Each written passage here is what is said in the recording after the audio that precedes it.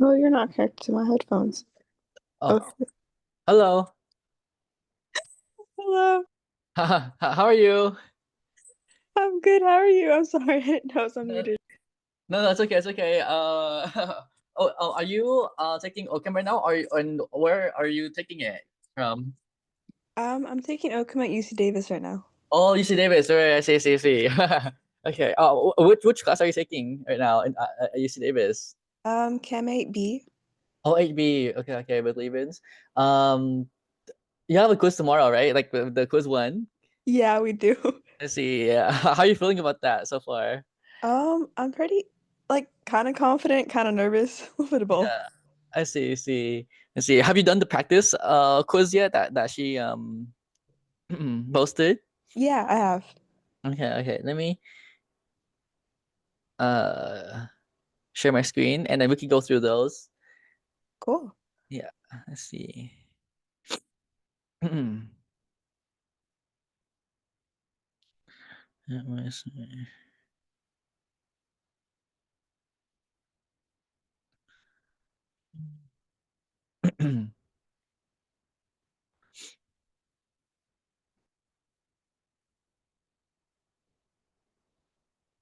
Recording in progress.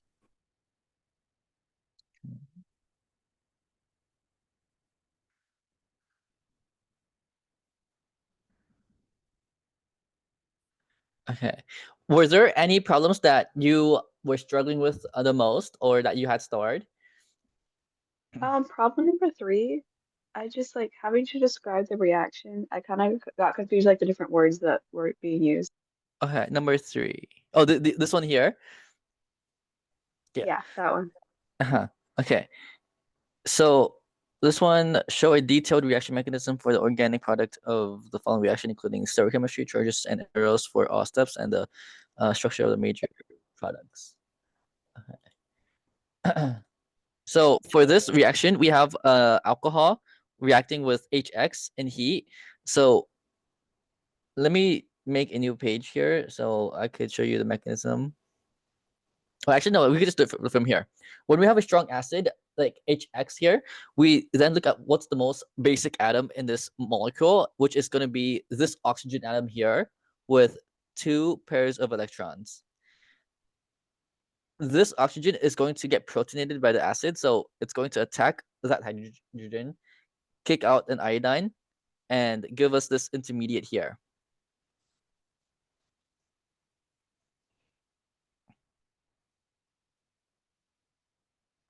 Right. Where this alcohol becomes an oxonium ion, OH2 plus, and you could think of this OH as a bad leaving group. And once we protonated it to become OH2 plus, it becomes a good leaving group. Right. Now, once we have that, because this is a secondary substrate, think of this as an SN1E1 type of mechanism where once we have the good leaving group, the leaving group is just gonna leave by itself. Right. We're just gonna kick that group out and form this carbocation intermediate here. Right? And water left as a result, where I minus that got kicked out earlier is going to come back, attack that carbocation. And because this carbon here is sp2, flat and planar, this I minus here could attack on the top side, giving us a wedge product, or the bottom side, giving us a dash product.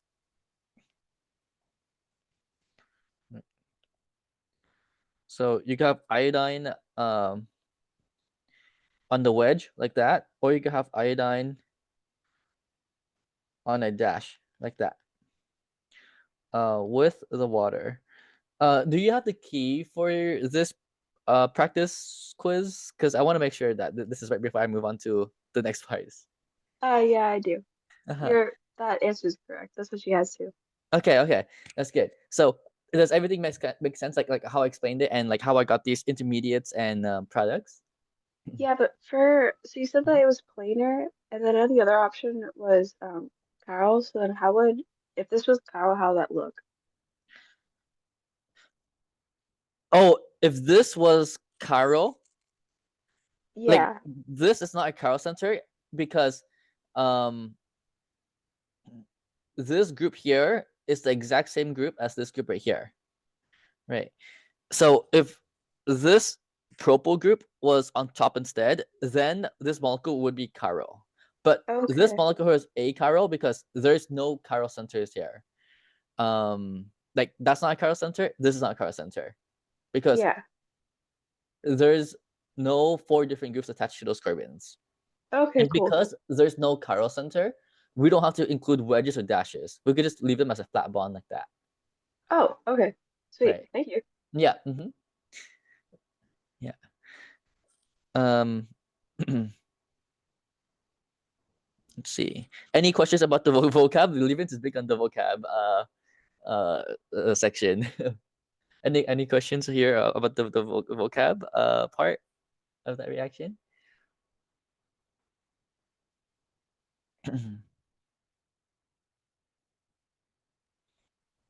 I don't think I have any. Yeah. So follows I don't know what she calls it, but is it SN1 like mechanism or what does she call it? Because these vocab is very specific for Levens. SN1 like mechanism. Yeah, she just has SN1 in her issue. Oh, okay, SN1. So let's see. SN1 rate determining step is the forming of, we said this earlier, carbocation, the carbon with the positive charge, which is planar with sp2 hybridized, will result in racemic. Right, because we won't maintain the stereochemistry, we won't maintain that wedge. We won't invert the wedge. We're gonna get like racemic stereochemistry because this iodide can attack on the top side, giving us the wedge product, or the bottom side, giving us the dash product like that. We will not see a rearranged product with this specific reaction because once we have that carbocation, we see that is already in its most stable position. It won't be able to form a tertiary carbocation to the left or right of it. So we won't do any hydride shifts here. We won't do any carbocation rearrangement shifts here. We sometimes right? We sometimes see a rearranged product with this type of reaction because if there was a tertiary carbon here, let's say there's a methyl group there, then we would be doing a hydride shift to shift that carbocation to the tertiary position there, right? So that's why we will see a rearranged product sometimes. HI is primarily a nucleophilic type of acid, right? Because it's HX, which is a nucleophilic acid. Because once we deproteinate the acid and kick out the X minus, this X minus here is a nucleophile, which is why it's a nucleophilic acid. A non-nucleophilic acid would be things like H2SO4 or H3PO4, right? Because when we protonate something or deprotonate an H2SO4, the conjugate base that gets kicked out is HSO4 minus. And I'm going to draw out the HSO4 minus out like this. Right? So this is the conjugate base, HSO4 minus, which we see that can do resonance with the 2 double bonds here between the sulfur and oxygens. And because of that resonance, that makes it more stable, which is going to make it less reactive because if it's more stable, it's less reactive, making it less nucleophilic. Right? It doesn't really want to attack electrophile. So that's why it's a non-nucleophilic acid, where HX is a nucleophilic acid because X minus here cannot do resonance. It can attack an electrophile like that. Right. Okay. Which tends to give substitution reactions. Okay. Was that the key for this type of problem? Or did I get anything incorrect here? No, you did. That was perfect. Uh-huh. That's good. Okay. Hey Elysia, hey Madison. Hi, can you hear me? Yeah, I can hear you. Yeah. You went over Hi. hydroversion oxidation and oxymercuration demercuration reactions today? Yeah, it was kind of really hard. Yeah. It's really long. Like the mechanism for it is very long. But the most important thing that you need to know about this reaction is the regiochemistry of it. Like if it's Markovnikov or anti-Markovnikov addition, and also the stereoselectivity of it, like if it's syn addition or anti-addition. Right. So Yeah, that too. I think that's also something that I get a little tripped up on because like sometimes I don't notice it right away. yeah, I see. But yeah, I uploaded some the notes for today, like that I annotated from Mm-hmm. class. Yeah, let me see. Like we're getting into like a lot more rings lately. So like I'm kind of getting like a little overwhelmed because like there's like so many different ways of making rings and like before I thought it was only an epoxide ring that we can form, but like there's so many other Yeah. ways to form rings. Yeah, no, I know. And those ring forming reactions are one of Helix's favorites to put on the exam. So make sure to know those for sure, like all the ring formations and breaking up rings too. Like those ring reactions are very important for Helix for sure. Yeah, he sounds a little more excited to talk about the rings The in rings, class. yeah. Yeah. So like I could tell. hmm uh, let's see. Uh, Would you mind scrolling up just a little bit so I could see that reaction you did? Thank you. yeah. So Yeah. I can tell you how this in class. Yeah.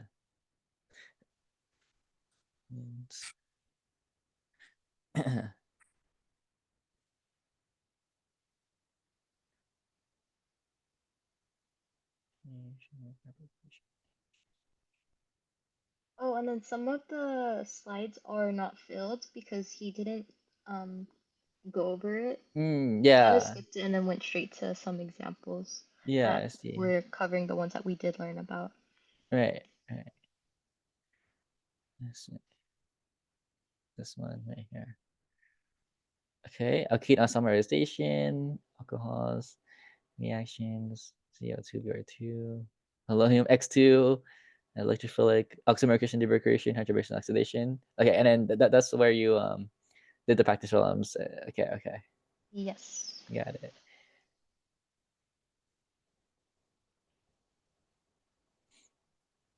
Okay.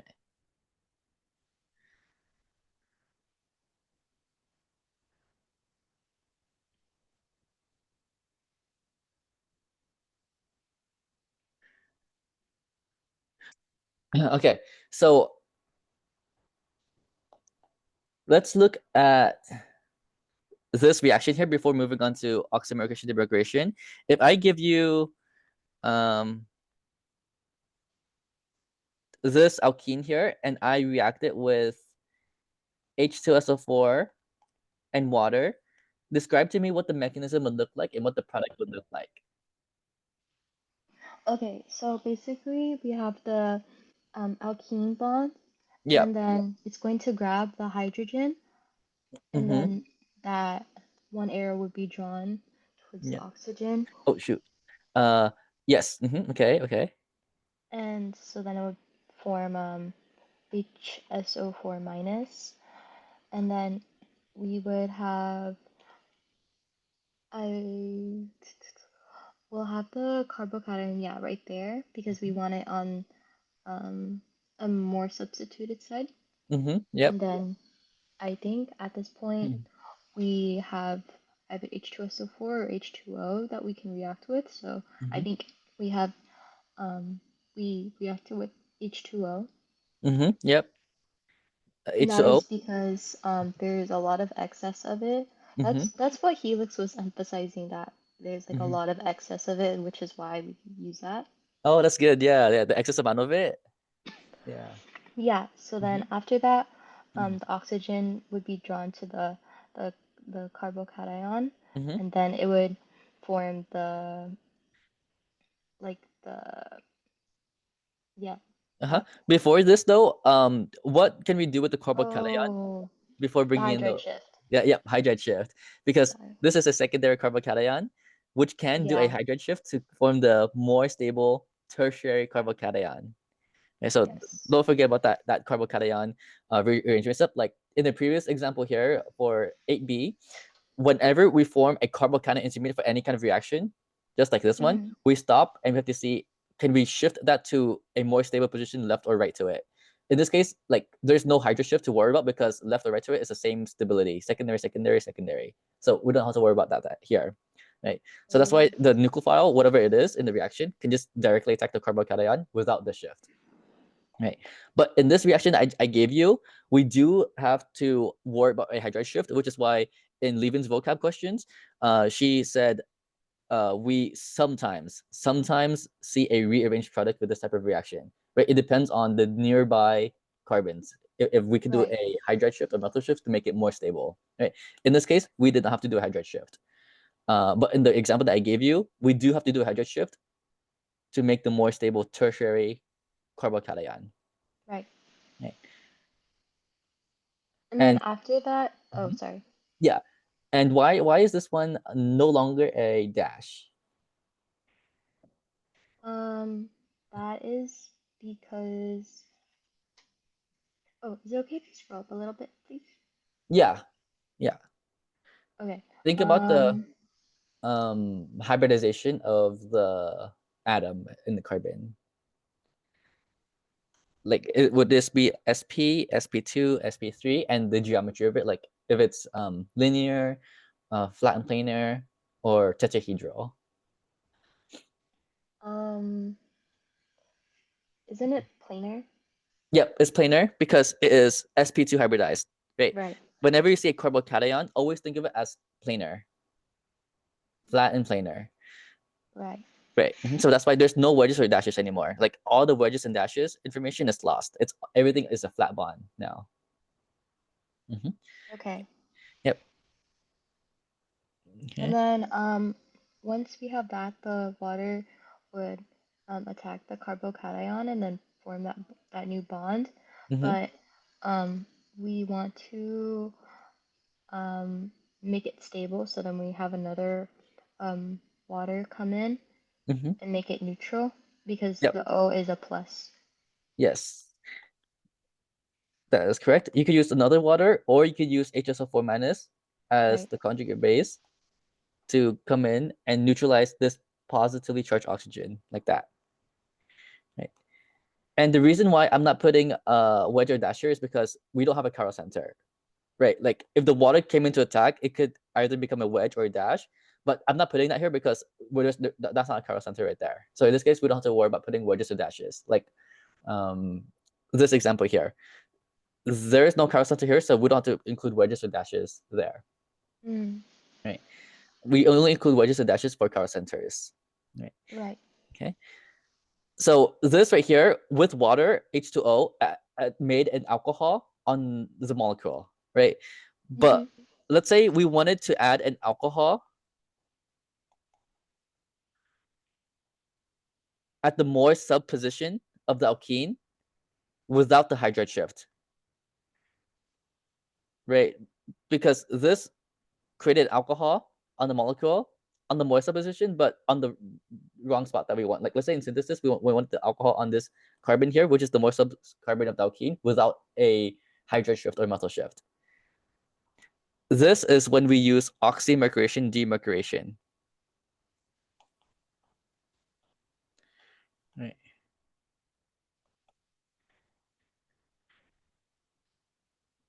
So we were saying the difference was what again?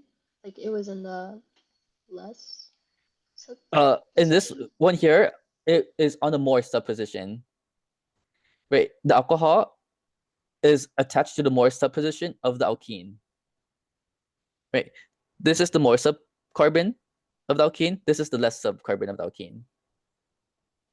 Oh, okay. Mm-hmm. I see that. But it is going to attach onto the alkene without a rearrangement, carbocation rearrangement, right? We're just focused on the alkene here, the alkene carbons, this one or this one right here, right? If we want to get to this product here, we can't use H2SO4 in water because that H2SO4 in water will create the carbocation, which will then shift to the more stable position here and add the alcohol there. But let's say we don't want that. We want the alcohol here, right? With no carbocation rearrangement. Then we use oxymercuration demercuration, which avoids that shift because it does not form a carbocation at all in the intermediate. Okay. If we want to add an alcohol at the less sub position, the anti-Markov position of the alkene, that's when we use hydroboration oxidation. On the less substitute, you said? Yep. Okay. On the anti-Markov position. The less sub position of the alkene is going to be called the anti-Markov position. The more Is sub. that something that we would consider as a Hoffman, or?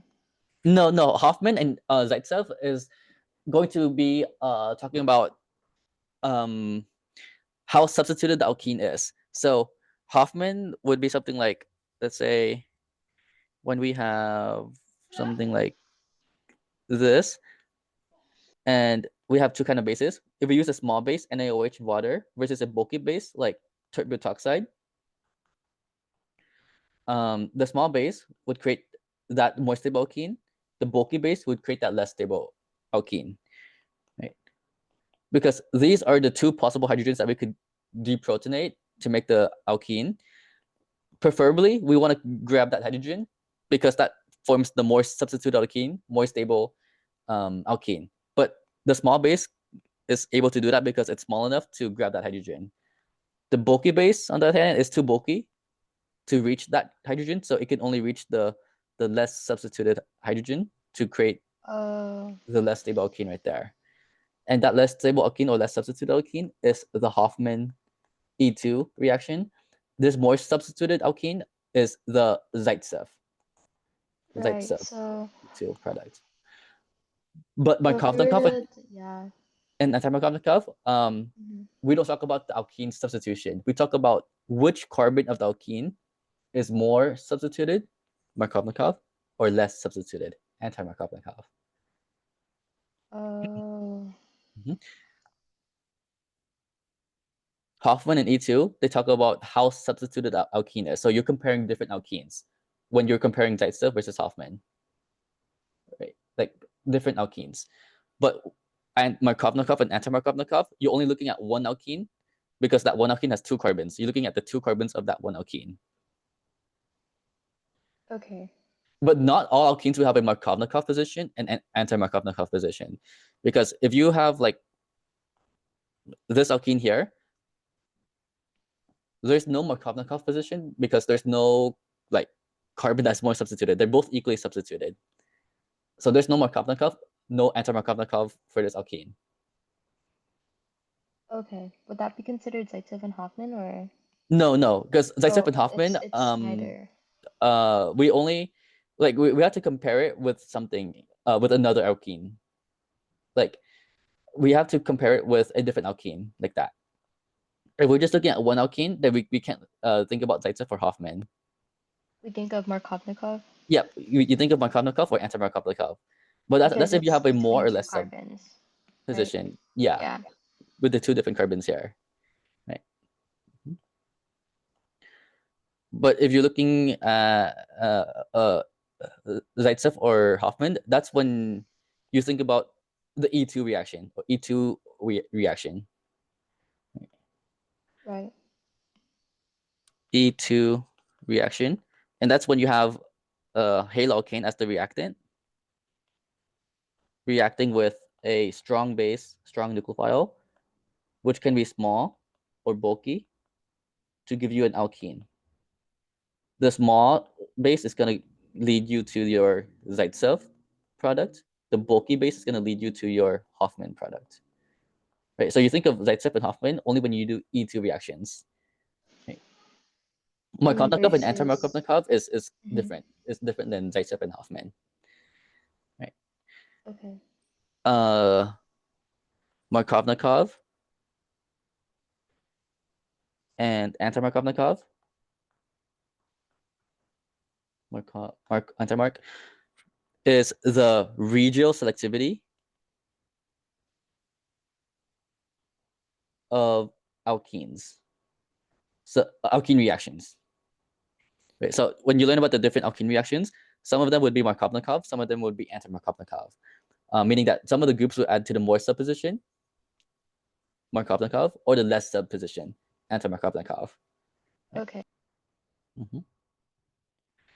Okay. So if we look at, let's say, this alkene right here, and I'm going to give you the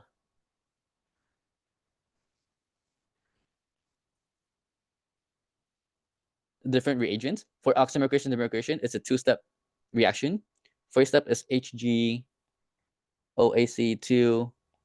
H2O or ROH, THF. Second step is NaBH4, NaOH, water. That's going to add, depending on what you use, H2O or ROH. If you use H2O, you're going to add alcohol to the more sub position, right? And actually, I'm going to use this alkene to clearly show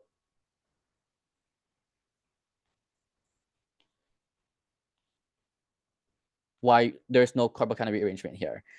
So what would you predict the product to look like for this reaction here using this alkene here? If we use water, if we use H2O. If we used H2O, Mm-hmm.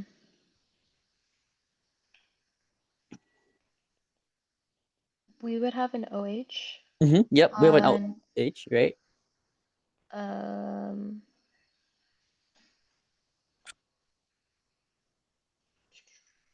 on the more substituted side. Mm-hmm. Yep, on the more substituted side, which is also known as the Markovnikov side. So if I number this 1, 2, 3, 4, which carbon would the OH be on? 2. Yep, 2. We don't put it to 3 because Because there's no carbocation yes, shift, or like there's no shift. yeah, there's no shift. So there's no carbocation intermediate leading to no shift at all. We only add it to the more subcarbon of the alkene here, right? Don't worry about any other part of the molecule. Just worry about which carbon is the Markovnikov or more substituted carbon for that, Right. right? What about hydroboration oxidation? What would you predict the product be if you use this hydroboration oxidation here?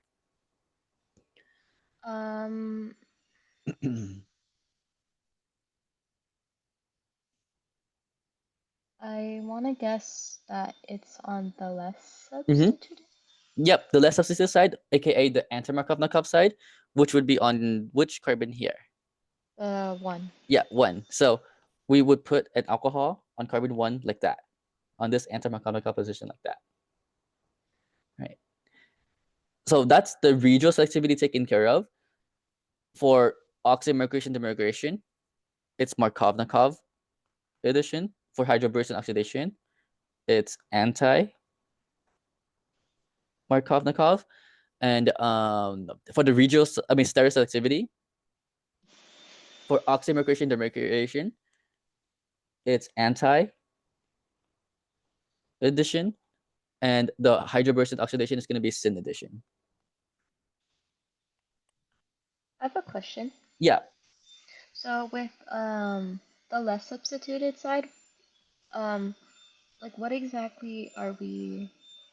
Is it still we're reacting it with water, just like the one on the top, but that is if we're trying to get the less substituted side or like the OH at the end, is Mm-hmm. that the only difference? It's the Yeah. same like stuff The almost. OH here is coming from the water, right? The water is creating that OH, but the difference here is the substitution, like where the water attacks, like the more subcarbon or the less subcarbon. That's the difference. Like the region. That's why we call this the regional selectivity of where the alcohol attacks on the alkene, the more sub or Markovnikov position or the less sub anti-Mark position. But both alcohols here come from water. Right. So then what makes the HGOAC or yeah, OAC and then the BH3 like kind of different?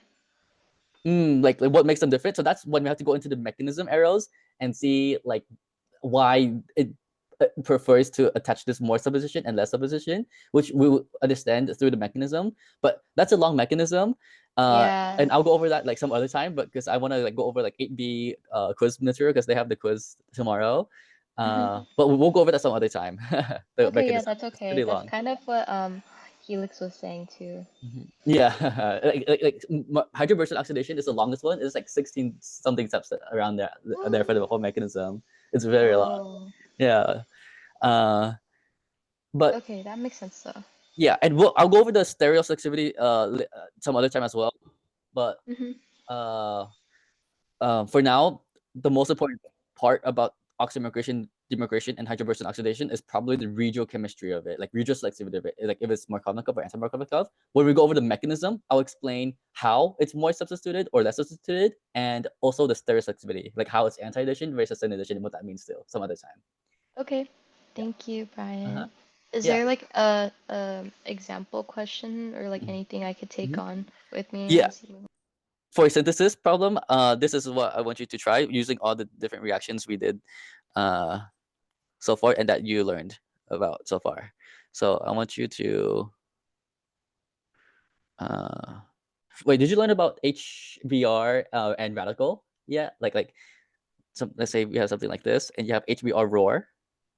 Did you learn about this reaction, roar, or not yet? No, Okay, not okay, yet. okay. I'll leave that until later. Okay. Let's see. Let me see here. Okay. Let me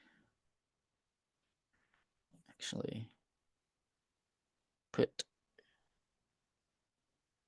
this like that. Do this and this. Boom, boom. OH. Let me see. Okay, so that's one. Uh, okay, okay. Reach.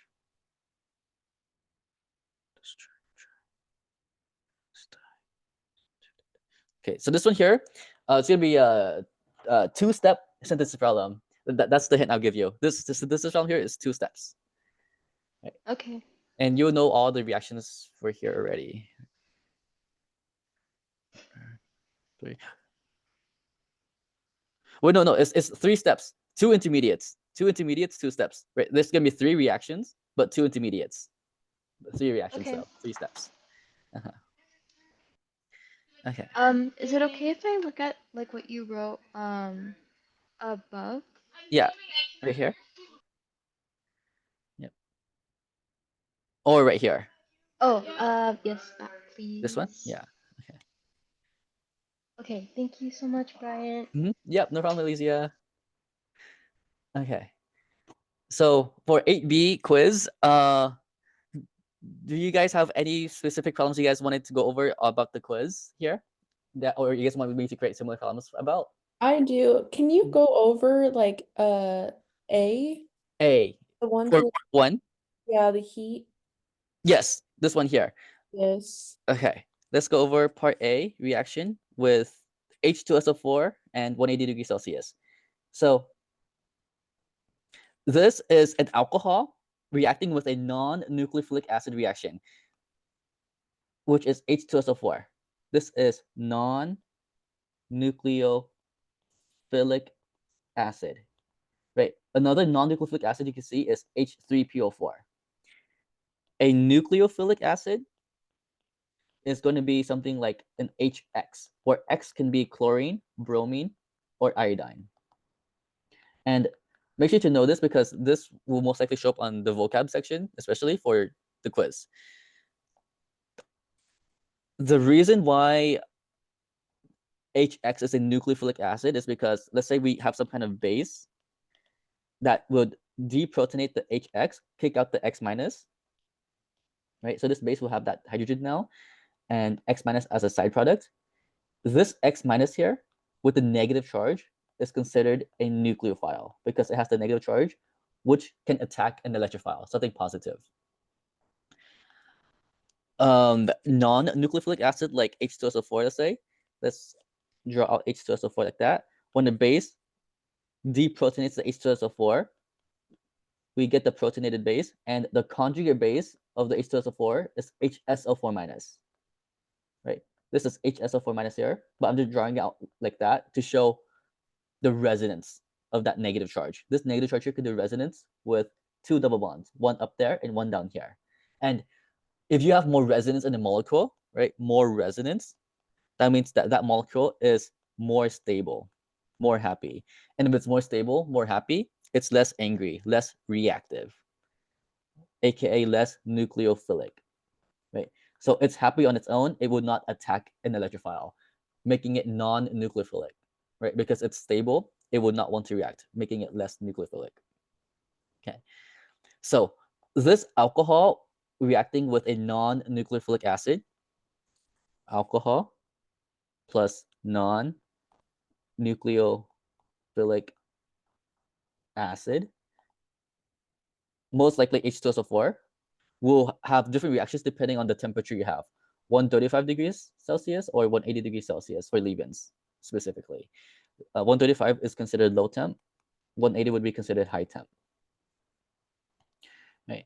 So there's three different types of alcohols that you can have. You can have a primary alcohol, secondary alcohol, or tertiary alcohol. Right. And let me just show you the different types here. Right. And color code these carbons here that we're interested in.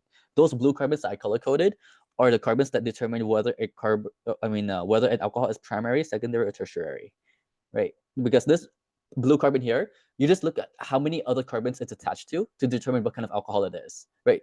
The carbon holding the alcohol is the carbon that determines what kind of alcohol it is. This is a primary alcohol because it's attached to one other carbon. This is a secondary alcohol because it's attached to two other carbons. This is a tertiary alcohol because it's attached to three other carbons, right?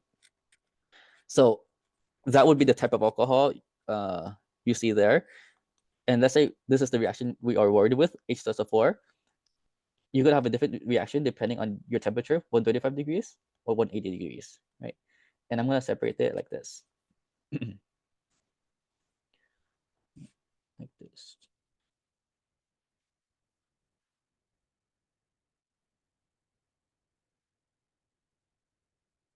Okay.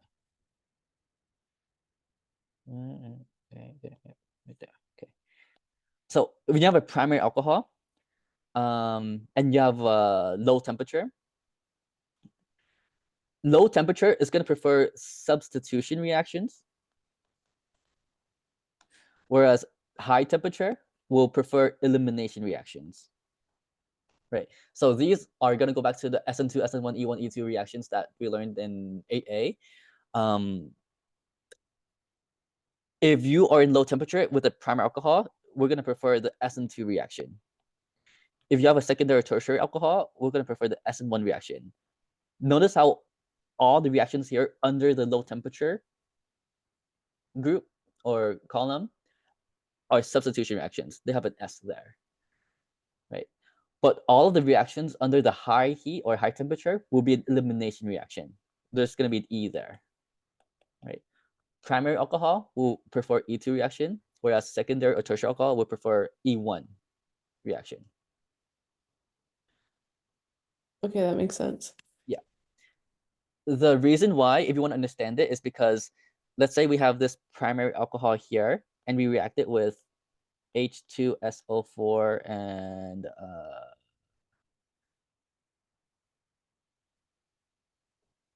135 degrees Celsius. This alcohol will get protonated by the H2SO4 to form the good leaving group, oxonium ion, right? And this is a good leaving group on a primary carbon.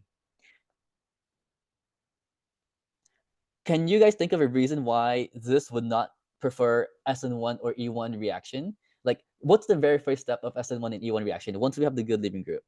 Like, once we have the good leaving group, what would we want to do if this was an SN1 E1 reaction? What happens to that leaving group? It would You you'd want to have like a nucleophile, right? To attach onto it. For substitution, yes, we want to have a nucleophile to attach onto it. But if we have elimination reaction, we can use a base. But before we think about the nucleophile or base, SN1E1, there's something that happens to the leaving group and we form some kind of intermediate. Carbocation? Yes, carbocation intermediate gets formed by kicking out that good leaving group, right? So the first step of SN1E1 reaction is always, once we have the good leaving group, kick out that good leaving group. But let's say we kick it out. What's the problem here? What's the problem you guys see about this carbocation? Why can this not exist? Is it because it's in a primary position? Mm-hmm. And primary carbocations are extremely unstable. They cannot be formed. That's why in 135 degrees Celsius, in a primary alcohol, right? In primary alcohol, we always get SN2 or E1 reactions for primary alcohols, right?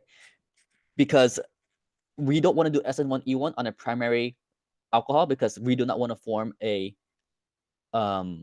primary carbocation at all, right? Okay, so now looking at the chart, this is going to be an SN2 reaction where the other nucleophile is going to be just another alcohol, right? We have a second equivalent of that floating around, which is going to be our nucleophile. Attack that electrophilic carbon and then kick out this good leaving group that we formed.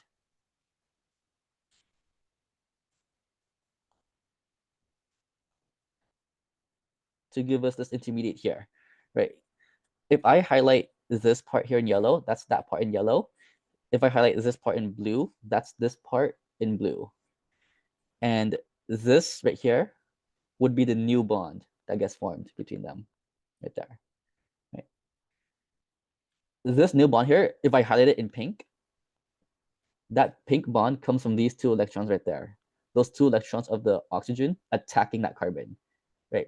Trying to make a new bond with that carbon, which is that new bond right there. Right. And then the last step, we could bring in HSO4 minus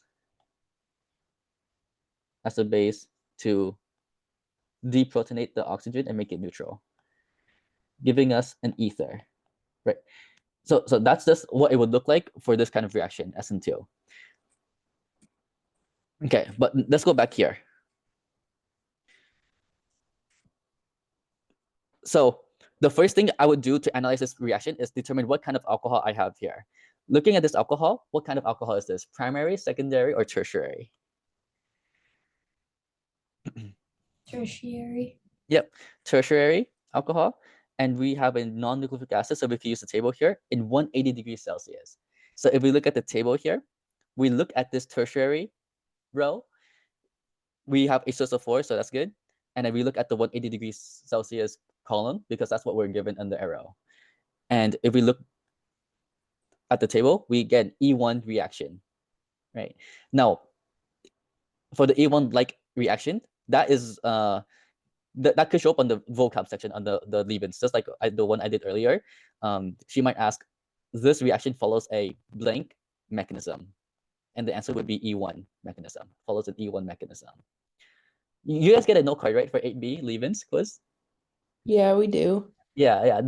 I would include this chart for alcohol with non-nucleic acid, an alcohol with a nucleophilic acid, like let's say HX.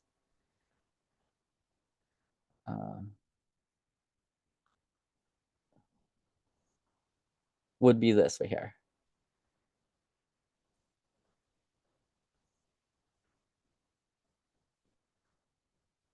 Well, there's a rare case for primary.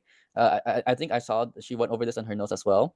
There's primary unhindered and primary hindered as well. So if she wants to be sneaky with the quiz, there's gonna be this reaction with the primary, with like concerted hydride shift or concerted methyl shift, and I'll go over that too after this. So this is the type of alcohol you have, and this is the HX, where X is chlorine, bromine, iodine. SN2, SN2, wait.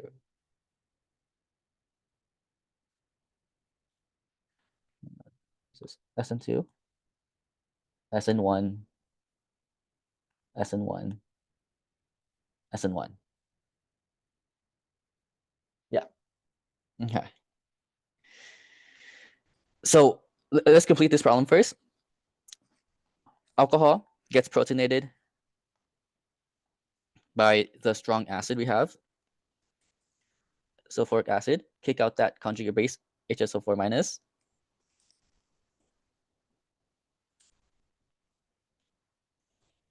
Once we have this good leaving group here, we then do an E1-like mechanism. We kick out that leaving group by breaking that bond and forming that carbocation intermediate.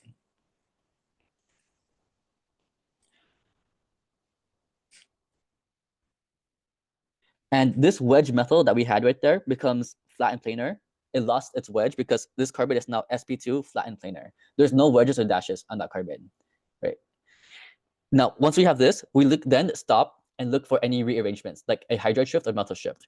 In this case, we don't have to worry about that because it's already in its most stable position, the tertiary position. So we don't have to worry about hydride shift or methyl shift. Now, from here, for E1 reaction, Levens will call this the carbocation or substrate carbon. And the first carbon away from it is the alpha carbon. So these are the 3 alpha carbons we have right there. I'm just going to draw out the alpha hydrogens. Alpha hydrogens to determine which hydrogen we're interested in to grab and make the double bond. If I label this A, B, and C, which hydrogen would you guys say that we are interested in if we want to make the more stable alkene, the more substituted alkene?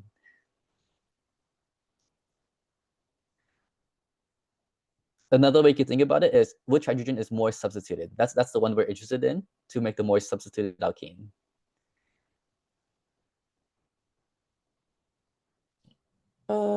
B. Yeah, B, because this HB here, that carbon is attached to 3 other carbons. You can think of it as tertiary, whereas these other carbons here are secondary. They're attached to 2 other carbons. So the base, which is going to be HSO4 minus, can come in, grab that HB that we talked about, the more substituted hydrogen. This bond between the carbon and hydrogen right there is going to migrate and make a double bond right there to give us one of the products, which is this alkene right here. Right, that's one of the products. Another product that you could get is that before we use the base to grab that hydrogen, this single bond right here, or sigma bond, can do free rotation. So I'm going to rotate that bond around and give me this intermediate here. So this is the identical structure here. I'm just rotating that bond around. I'm going to keep everything on this side the same, that left side the same. But now I'm going to swap these 2 groups around, right? This methyl group is going to be where the ethyl group is, and the ethyl group is going to go to where the methyl group is. Positive charge is still there. Ethyl group is now on top, and the methyl group is now on bottom right here. But when I do that rotation, this methyl group inverts to a wedge, right? It's a dash before, but when I swap the methyl and ethyl around, right, the ethyl's not up here, the methyl's down here, I have to invert the stereochemistry. The reason why I do that is because I want to maintain the same molecule, right? If you assign R and S here, let's say this is 1, this is 2, this is 3, going counterclockwise, that's S. It looks S, right? But it's not actually S because the lowest priority group is on the front side. So this is R. So let's say that is R. I want to keep this stereochemistry as R as well because I want to have the same molecule. If this is S, then this would not be the same molecule, right?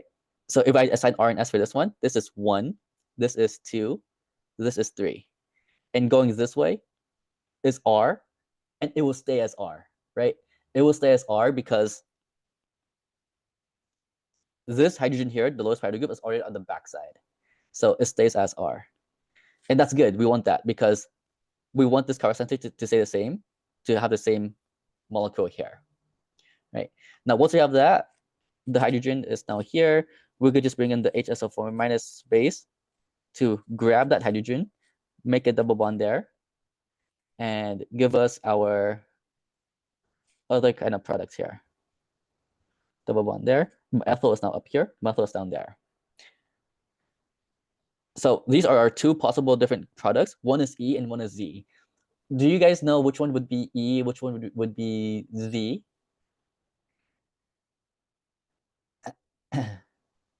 Isn't the bottom one E? Or no? Yeah, so this is a good segue into E or Z alkenes now. The way that we determine E and Z alkenes is that we're going to make a line through the double bond right there. Right, and we're going to focus on one carbon at a time. Let's focus on this one carbon right here and ignore this side of the alkene. Right, then we have to see what has a higher priority group, this ethyl group or this methyl group. And to do that, we look at the very first atom attached to that carbon and look at the atomic number. Since they are both carbons, they are a tie. Right, then if there's a tie, then we look at the next atom. So this carbon here is attached to another carbon, whereas this carbon here is just attached to 3 hydrogens. So the priority group here on this carbon would be this ethyl group, because carbon beats hydrogen in this case. Okay.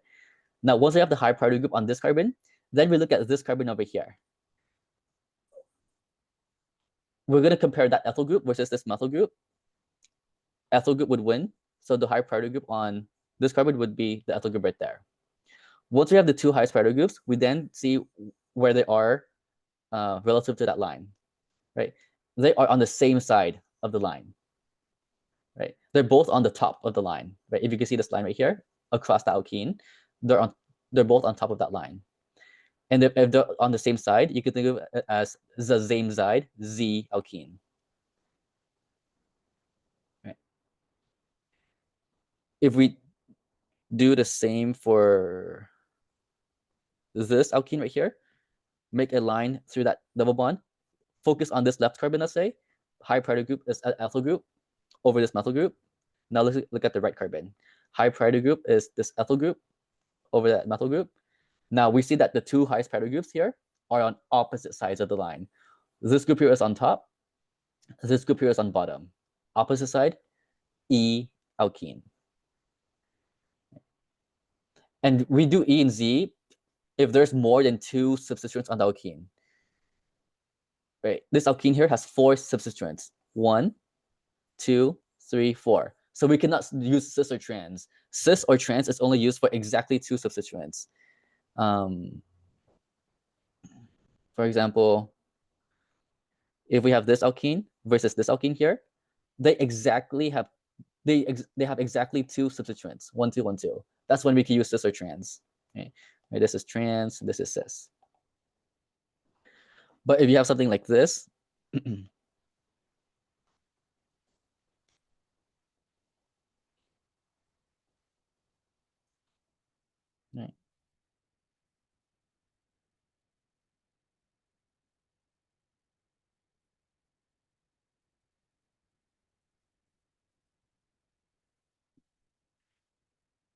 then you can't use cis or trans because there's 3 substituents now.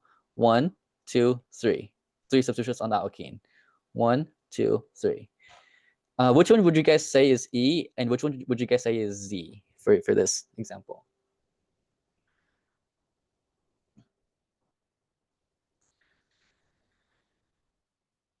The one on the left be Z.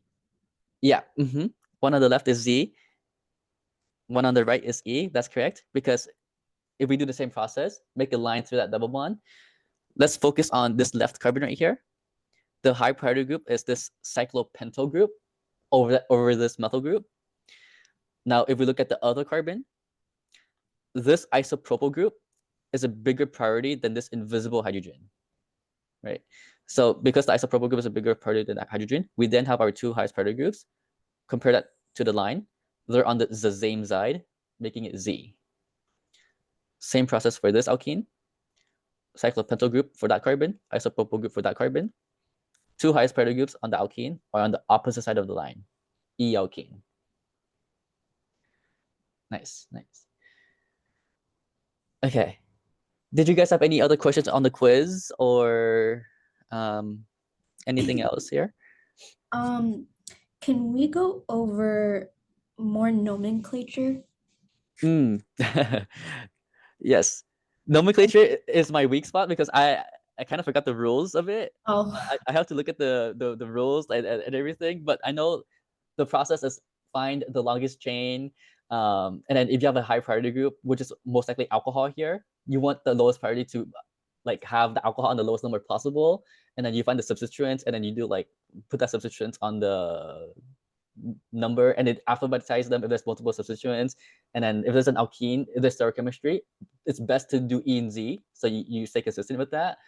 Um, but I have to like review like what ethers are. I kind of forgot what the name of I ethers. don't think ethers are gonna be on this quiz. I think it's just nomenclature for alcohols. Alcohols. Okay, yeah. We could try one. I don't have the key for this, and then I can show you my thought process on how I go through these, and then we'll see if I get it correct. I have the key so I can tell you if it's right or not. Oh, yeah. Okay. Okay. Well, all of these. Wait, actually, no. B does have an ether, so let's do B because C has an ether, A has an ether, and you said you won't have ether, right, on the exam, this quiz tomorrow. Yeah, I don't. Yeah. Okay. Okay. So let's do B. Our longest chain is going to be 1, 2, 3, 4, 5, 6, 7, 8 carbons long. Right. But is it gonna go left to right, or is it gonna go right to left? Which one would you guys say for nomenclature? I would say right to left because we reach a alcohol at a First, lower lower number. number. Yeah. Yes. We hit alcohol at carbon 3, right to left. If we go left to right, we hit alcohol at carbon 4. Yeah. Right. So our base name is 8 carbons long, so it's going to be octanol. Mm-hmm. But because we have 2 alcohols here, wait, imagine we just have 1 alcohol. Ignore this alcohol on carbon 5. The base would be octane slash 3 dash ol to represent the alcohol at carbon 3. Mm-hmm. And usually octane has E, but then I omitted that E. I dropped that E because there's another vowel here later on. Like we don't have to put E if there's a vowel here. Yeah. Right. But because we have 2 alcohols on carbon 3 and 5, it's going to be 3,5 dash diol to show 2 alcohols. 2 alcohols on carbons 3 and 5. Mm-hmm. This D is not a vowel, it's a consonant, like a vowel A, E, I, O, U. So we can't drop the E here. We have to include that E right there for octane. Okay. But if it's only 1 alcohol, like I said earlier, there's no di there, it's just ol, and only 1 number, we can drop the E then after that, if there's 1 alcohol. Right. Okay. So we see at carbon 6, there's a fluoro group, so that would show up as 6 fluoro, like that. And I'm gonna put that in front of the name. 6 fluoro. Oh, this is weird. Octane 3,5-diol is weird because there's 2 O's here, but I'm just gonna keep it like this. Is this the answer? Yeah, it Okay, is. okay, that's good. No stereochemistry, so no RS here. Yeah.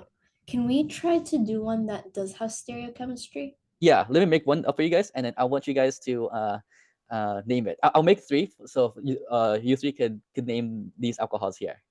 Okay. I actually had a question really quick on the last one. Yeah, Why is the nomenclature for the last one, or yeah. yeah. Oh, why is there no stereochemistry for this one? There. Oh, for the one that we just did here, B, part B, or part C? For part B, like could we Mhm. put do we have to put like S and R or anything like that or no? Yeah, so there are chiral centers on this one, right? There's 3 exactly, 1, 2, 3, but we cannot assign R and S here because there's no wedges or dashes here, Oh, okay, thank you. right? We can only assign R and S if there's wedges or dashes because we want the lowest priority group on the backside, the dash side, but we don't know which one's in the front or backside here. If this was a wedge, this was a dash, and this was a wedge, or vice versa, like it could be any random order, then you would need to put R and S for that one, and that's how she could make it harder for the quiz. Right. Thank you. Yeah. Are you guys familiar? Like, are you guys comfortable with assigning R and S? And like, assigning priority groups? Not really. Not A really. little. Okay, let me include that in the nomenclature problem that I'm gonna give you guys here then. Let's see.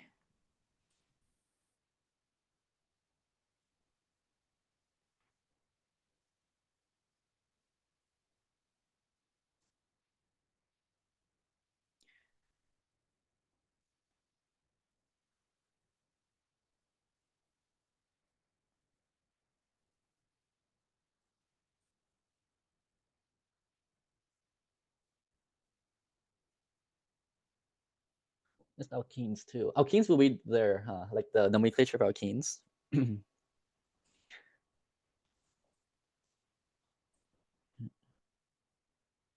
Yeah, so that's gonna be one for one of you guys. Second one.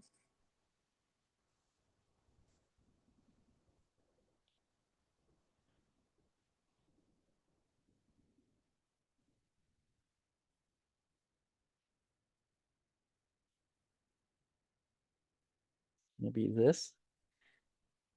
Third one.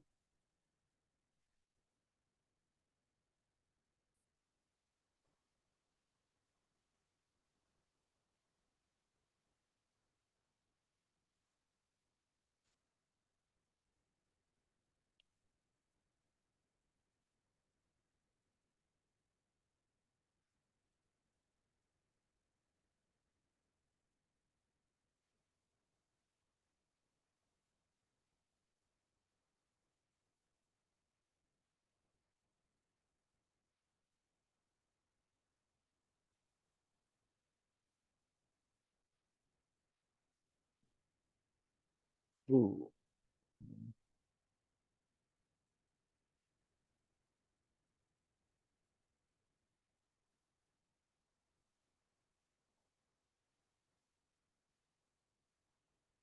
Okay.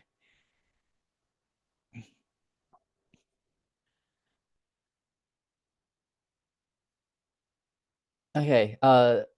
Talia, you do one. Madison, you do two, and then Jenna, you do three, and then we'll check your guys' work after. I'm gonna get water really quick. I'll be right back.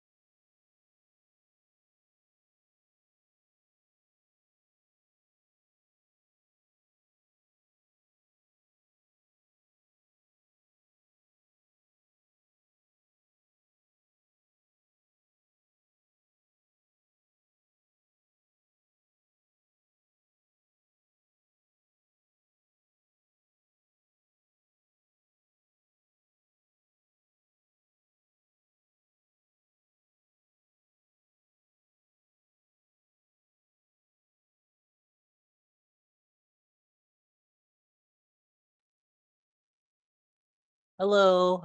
Do you guys need more time with these problems, or have you guys finished there? I did the most I could.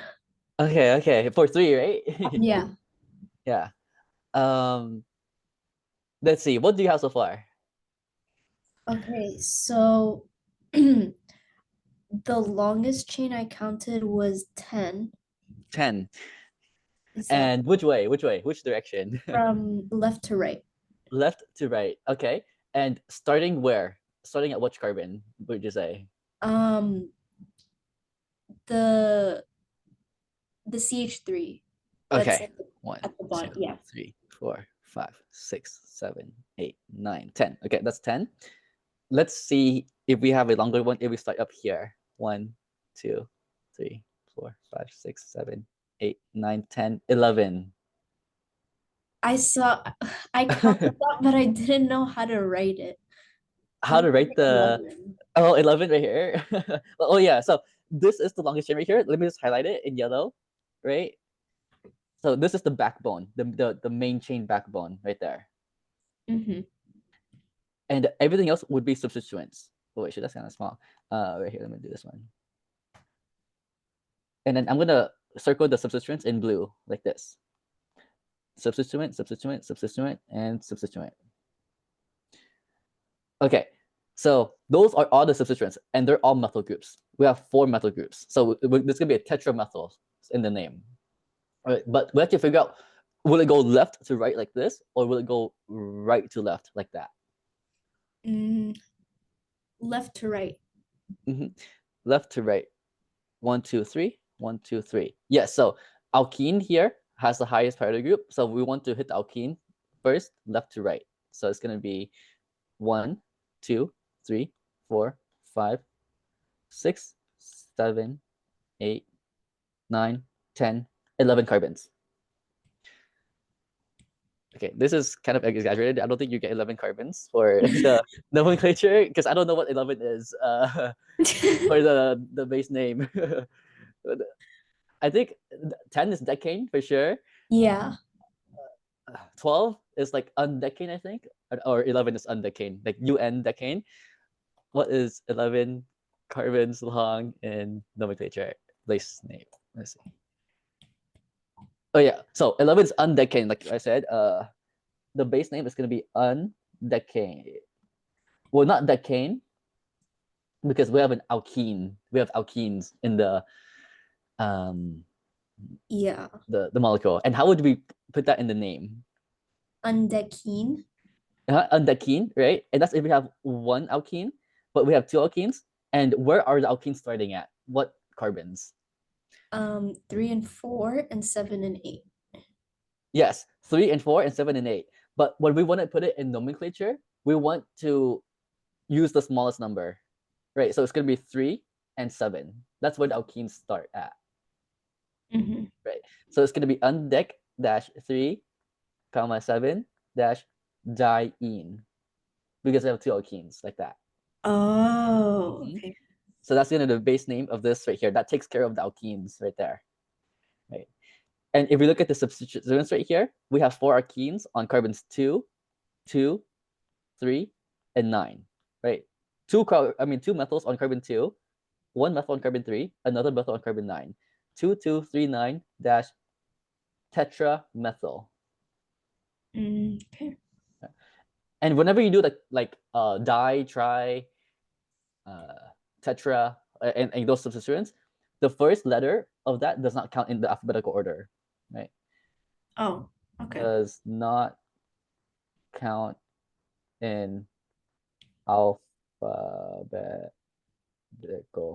order. So if you had another group right here, like let's say ethyl, and you were comparing the alphabetical order, you're not going to compare E and T, right? You're going to compare between E and M. Okay. Group. You don't compare the di, tri, or tetra. Okay, so the other part of the name is going to be 2, 2, 3, 9, commas between numbers, dashes between the numbers and letters. tetramethyl. No dash or commas here because these are letters. So we just combine them like that. Now, what else do you see is missing here? What else can we put in this nomenclature for this structure? Stereochemistry. Yes, stereochemistry. So okay, wait. R is clockwise, S is Mhm. counterclockwise. Yep. All right. So would this be R?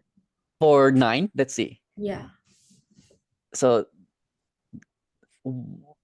what did you say is the first priority off of carbon 9? First priority group. I said that carbon 8. Yes. 1 and 2 here, 3 here, and clockwise R. Okay. Where's the lowest priority group though? Be careful. This is a tricky one. Where's the lowest priority Oh. group at? Wedge or dash? It's on a I forgot the hydrogen. It's on a wedge. The lowest priority group, that invisible hydrogen on the wedge. So it's not R, it's actually S. S. Yes. So be careful of that for nomenclature tomorrow. Okay. So looks R, but is actually S. Yeah, I'm glad this showed up because this is a possible thing for the quiz tomorrow, like the RS nomenclature. Yeah. It looks R but or S, but if the lowest priority group is on the wedge, hydrogen, invisible, you have to flip it. Yeah. Okay. So 9S is gonna be part of the name. But 9 is the last number. There's 2 more stereochemistry things we could put here. Think about the alkenes, our 2 alkenes.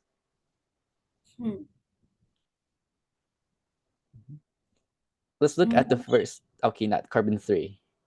Okay. Would it be E or Z? Oh, the E or Z. It would be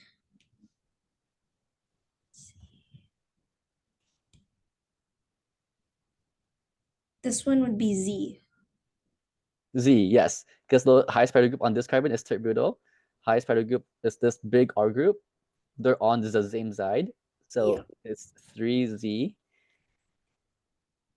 And then 7. would it also be Z? Yes, you're correct. So the full nomenclature for this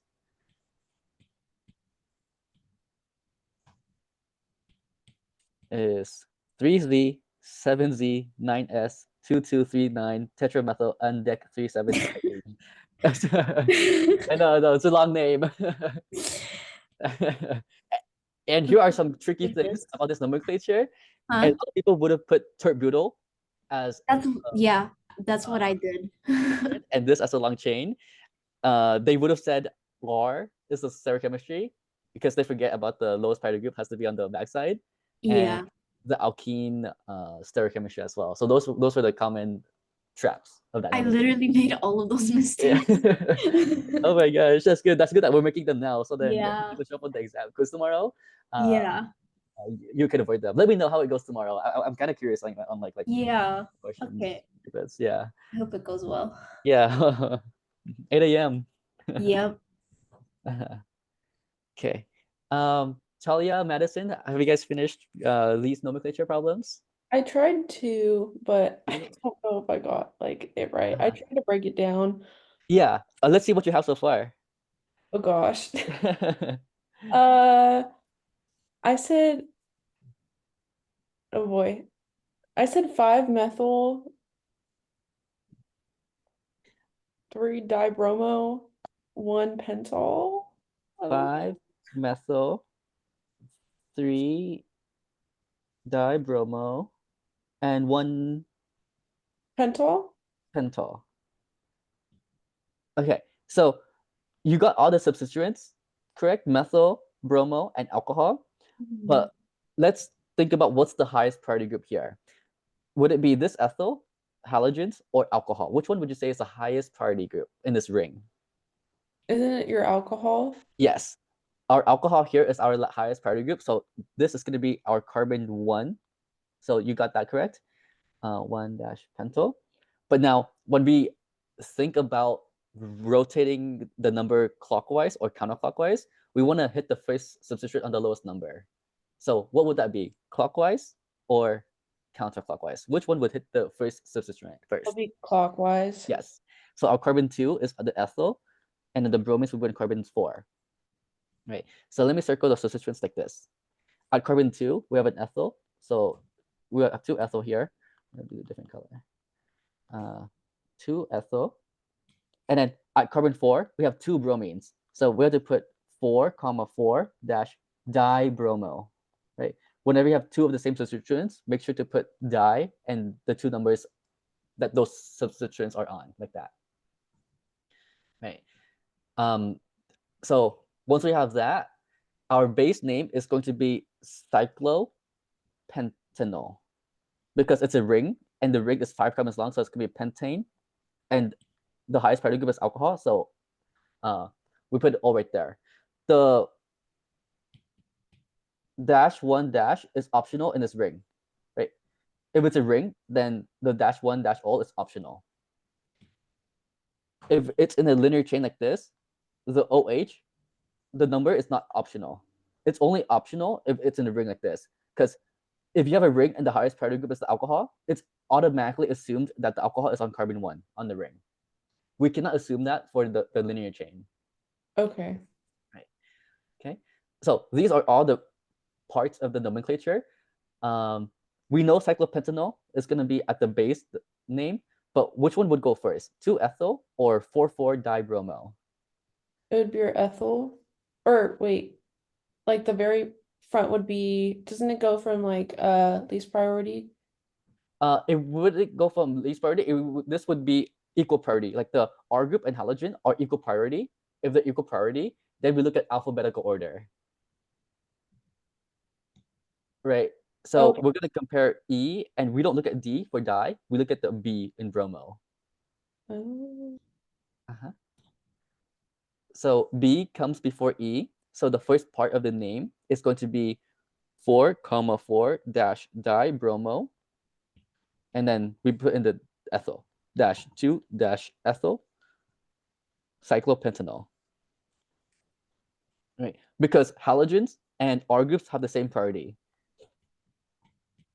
Like bromine, chlorine, iodine, and R group like ethyl, methyl, isopropyl, butyl, sec-butyl, they all have the same priority. So we won't like put them first in front of each other. If they have the same priority, then we look at the alphabetical order to see what goes first.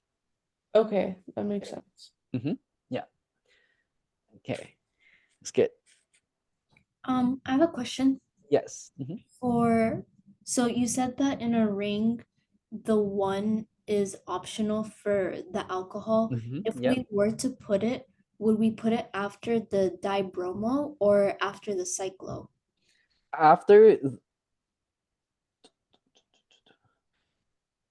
Oh wait, sorry, after the so we have 4 dibromo, 2 ethyl, and then if we put it, would we put it after the ethyl? So like 1 cyclopentanol? that's one option. -1 dash cyclopentanol. Another option is that you could have cyclopentane -1 dash O. Okay. Yeah. Yeah. So that's a possible also. So those 3 are possible. If it's not on the ring, then you have to specify. Like you have to use one of these 2 here. You can't assume the alcohol is on carbon 1 if it's in a linear chain. Yeah. Okay. Yeah. Okay. Talia, did you get number 1 here? Yeah, I think so. Okay, let's Um, see what you got.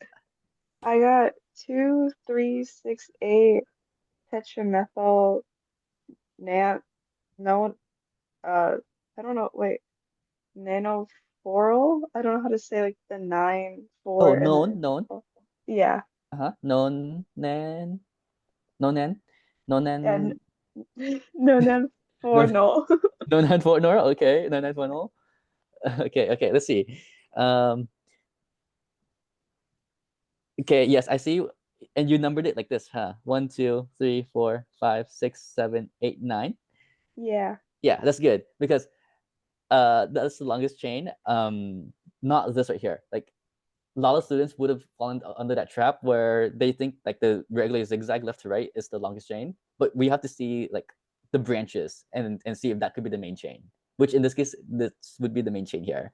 Going left to right, not right to left, because we want alcohol in the lowest number possible. And our substituents here are these methyl groups on carbons 2, 3, 6, 8, tetramethyl, nonane, because it's 9 carbons long, 4-ol, because the alcohol is on carbon 4. Yep, you got it. You got it. Yes. And if there were chemistry, like wedge or dash, then you would do RNS as well. But if there's no RNS, we can assign RNS. Yeah, nice. Okay, let's see. Yes. How are you guys feeling so far about the quiz tomorrow at 8 a.m.? Are you guys gonna like study more after this, or what's your guys' plan after this? I think I'm gonna have to study a little bit more. Yeah. Scared. Oh my gosh. How many exams did she give? Like one practice quiz only? Yeah, I was kind of expecting more. Oh my gosh. Yeah. Yeah. What Well, would you recommend just putting those charts that you had on these notes like on the note card and stuff? yes, the chart on the H2SO4 and HX, I definitely putting those on the note cards for sure. For sure. Yes. I can share my screen again, but these notes and recording will be posted tonight for you guys to review later on the school website. There's a section where you can check the recording and notes for you guys to review. But here's the chart anyway here. Oh, perfect. Yeah. What else would you recommend to put on the Note note card? card? Yeah. Yeah. Nomenclature rules, I think that's practice and knowing the rules for redox, like reactions of alcohols based on its primary, secondary, tertiary. And if you use weak oxidizing agent like PCC or NaOCl Yeah. versus a strong oxidizing agent, H2CrO4, like this, Jones reagent. This one we included, oxidizing agent, this one we included. Nomenclature, that's practice. You could include the hard examples of nomenclature that you tried, so then of common traps, like the one that we did here, maybe, Yeah. to avoid those mistakes on the exam. Yeah. Right. Mechanisms of reactions for sure. Okay. And carbocation rearrangement, vocab. I feel like, do you think that majority of the mechanism problems would just be, so like for non-nucleophilic we would get H2SO4 with heat, and then for nucleophilic we would just get a haloalkane and we won't be Nucleophilic, affected? yep, you'll get uh HX, where X is a halogen. Yeah. Like Yeah. HCl, HBr. Yeah. Yeah, halogen. Not Oh. haloalkane, because haloalkane is something like this. When you have alkyl group with an X group, like that. Right? That's halo Oh. alkane. Halo for halogen, X, alkane for alkyl group. Oh, okay. So Mhm. halogen. Okay. Yes. Nucleophilic acid, HX. Right. X halogen. H is the acidic acid part. I feel like I kind of struggle with identifying good and bad nucleophiles. So do you think there are others that I need to memorize, or should I just remember those? For this the quiz, Yeah. alcohols and everything,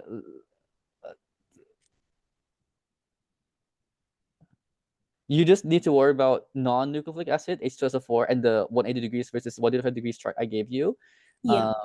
HX and the oxidizing agents. So it looks like you don't need to worry about like water, alcohol, NaOH, and all those other nucleophiles here. So I wouldn't worry about those yet for this quiz. right? Okay. Yeah. So yeah, don't worry about those bad and good nucleophiles for this quiz. Okay. Yeah. Good. Thank you Hi. so much, by the way. I know you went over time and stuff. Yeah, no worries, no worries. I know you guys have a quiz tomorrow, so I want to be sure that you guys are feeling like okay after this and have like a plan on what to do after this. Thank So I hope you. you guys do well tomorrow. Thank Thank you. you So so much. much. Yeah, of course. Hope Good you luck, have Um, a guys. good night. Good night.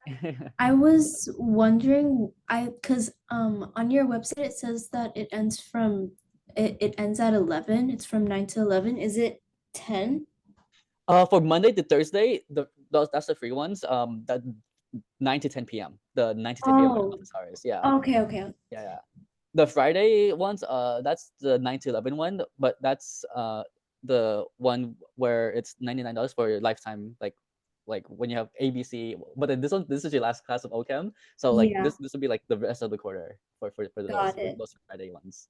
Yeah. Okay. Yeah. Thank you so much. I Yeah. appreciate it. Of course, of course. Good luck tomorrow, guys. Thank Bye, good you. Thank you so night. Yeah, good much. Bye. night. Bye. Bye.